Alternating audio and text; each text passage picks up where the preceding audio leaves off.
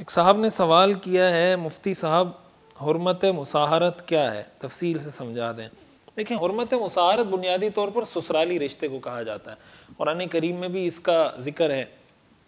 جب ایسا ہوتا ہے نا کہ ایک آدمی کسی کی بیٹی سے شادی کر لیتا ہے، نکاح کر لیتا ہے، تو لڑکی کے والدین اس کے لیے ساس سسر بن جاتے ہیں، تو یہ ایک دوسرے کے لیے حرام ہو جاتے ہیں۔ یعنی ساس کے لیے سسر اور ساس، مثلا بہنوں جو داماد ہے اس کا اپنی ساس کے ساتھ نکاح نہیں ہو سکتا، ہمیشہ ہمیشہ کے لیے ایک دوسرے پر حرام ہو جاتے ہیں۔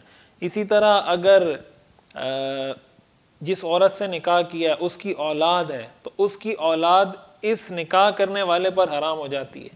تو گویا بیوی کے والدین اور بیوی کی اولاد، یہ دونوں اس مرد پر جس نے نکاح کیا اس پر حرام ہو جاتے ہیں، جس کو کہا جاتا ہے اصول اور فروع، کہ نہیں یہ آدمی اب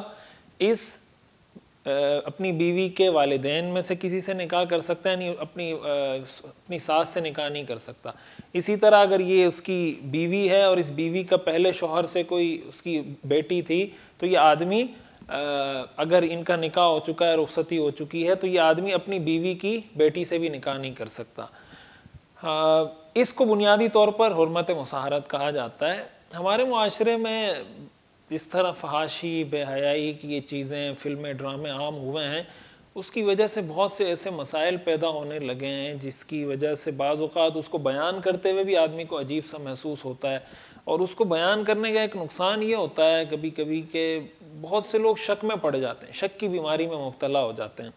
اس لیے اس کی بہت زیادہ تفصیل مجھے مناسب نہیں لگتا کہ اس کو بہت زیادہ تفصیل سے بیان کیا جائے۔ اگر کسی کو کوئی ایسا مسئلہ پیش آ جاتا ہے خدا نخواستہ، تو اس کو پھر چاہیے کہ وہ پوری تفصیل لکھ کر کسی دارالفتاء میں جمع کروا دیں اور وہاں سے جواب لے لیں۔ ایک صاحب نے سوال کیا، مفتی صاحب میں دعا میں تھا، میں کہنا چاہتا تھا کہ یا اللہ تو جیسے خوش ہوتا ہے ماں باپ کی خدمت کرنے کی توفیق عطا فرما۔ میں نے دعا میں توجہ کھو دی اور غلطی سے بے خبری سے کہا یا اللہ تو جیسے خوش ہوتا ہے ویسے ماں باپ کی عبادت کرنے کی توفیق عطا فرما۔ میں نے سوچا کہ میں پہلا کہہ رہا ہوں، لیکن اچانک احساس ہوا کہ میں نے دوسری بات کہی۔ مجھے اب کیا کرنا چاہیے؟ میں بہت ٹینشن میں ہوں، کیا میرے ایمان کو کچھ ہوا ہے؟ برائے کرم جلدی جواب عنایت فرمائیں۔ نہیں، اس سے ایمان پہ کوئی فرق نہیں پڑتا۔ ایمان پہ تو فرق اس وقت پڑتا ہے جب آدمی جان بوجھ کے کوئی ایسی بات کہے۔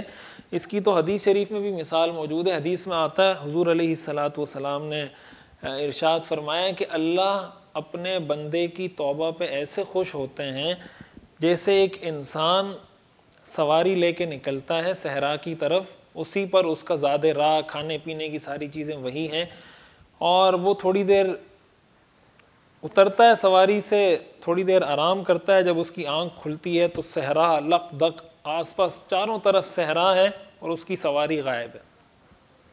اب اس کو یہ لگتا ہے، وہ دل میں یہ طے کر لیتا ہے کہ اب تو میری زندگی کا کوئی چانس نہیں، کوئی امید نہیں ہے میرے بچنے کی، اور وہ بس اس نیت سے لیٹ جاتا ہے کہ بس ٹھیک ہے، اب موت آئی اور اب آئی اور اب آئی، موت کے انتظار میں رہتا ہے۔ اور اچانک اس کی سواری اس کے سامنے موجود، وہ پاتا ہے کہ سامنے سواری موجود ہے، تو خوشی سے اس کی زبان سے یہ نکلتا ہے اللہم انت عبدی وانا ربک، یعنی وہ دعا کرنا چاہتا ہے اور یہ کہنا چاہتا ہے کہ یا اللہ میں تیرا بندہ ہوں، تو میرا رب ہے، تو نے مجھ پہ یہ احسان کیا۔ خوشی کی وجہ سے وہ یہ کہتا ہے یا اللہ تو میرا بندہ ہے، میں تیرا رب ہوں۔ حضور علیہ الصلاۃ والسلام نے فرمایا جس طرح کی خوشی ایک انسان کو اس موقع پر ہوتی ہے، اللہ تعالیٰ کو اپنے گناہگار بندے کی توبہ پر اس سے بھی زیادہ خوشی ہوتی ہے۔ یہ اللہ کی رحمت ہے اپنے بندوں پر۔ ساتھ ہی ساتھ اس سے یہ بھی پتہ چلا جو آپ نے سوال کیا کہ انسان کی زبان سے غلطی سے اگر ایسا کوئی جملہ نکل جاتا ہے تو اس کا وہ حکم نہیں ہوتا جو انسان جان بوجھ کے کہہ رہا ہوتا ہے۔ ہمارے ہاں یہ بھی ایک بہت بڑا مسئلہ پیدا ہوتا جا رہا ہے، یہ گستاخی کے حوالے سے کبھی کسی پر گستاخی کا الزام لگا دیا جاتا ہے، کبھی کسی پر گستاخی کا الزام لگا دیا جاتا ہے۔ تو اس میں کسی بھی انسان کی زندگی کو دیکھنا چاہیے، اس کی لائف اسٹائل کو دیکھنا چاہیے، اس نے ساری زندگی کیا ہے۔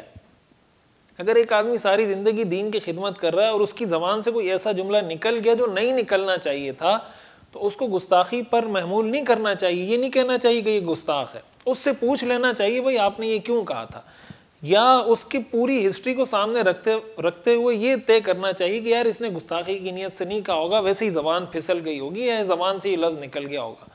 تو اس چیز کا فرق کرنا چاہیے. ہمارے یہاں چونکہ جذباتیت بہت زیادہ ہے، اور پھر جذباتیت کے ساتھ ساتھ فرقواریت کا بھی ایک بہت بڑا عنصر ہے کہ اپنے فرقے کا کوئی آدمی کوئی غلط بات بھی کہہ دے گا ہم اس کو ڈیفینڈ کریں گے، اور اگر کوئی دوسرے فرقے کا اس کی زبان سے کوئی بھی ہلکی سی لوز بات نکل گئی تو بس جیسے ہمارے ہاں سیاستدان ہوتے ہیں ایک دوسرے کی باتوں میں پوائنٹ پکڑ کے ایک دوسرے پہ وار کر رہے ہوتے ہیں، اسی طرح یہ فرقہ واریت کی وجہ سے ایک فرقہ دوسرے فرقے کے عالم کی چھوٹی چھوٹی باتوں کو پکڑ رہا ہوتا ہے اور وہ والے اس کی چھوٹی چھوٹی باتوں کو پکڑ کے گستاخ قرار دے رہے ہوتے ہیں. یہ رویہ، یہ طرز عمل ٹھیک نہیں ہے.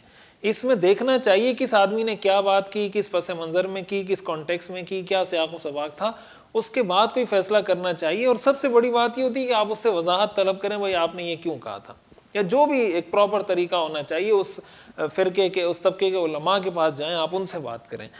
تو اس طرح سب پر علی الاطلاق ایک جملے کی وجہ سے ایک جیسا حکم لگانا یہ ٹھیک نہیں ہے.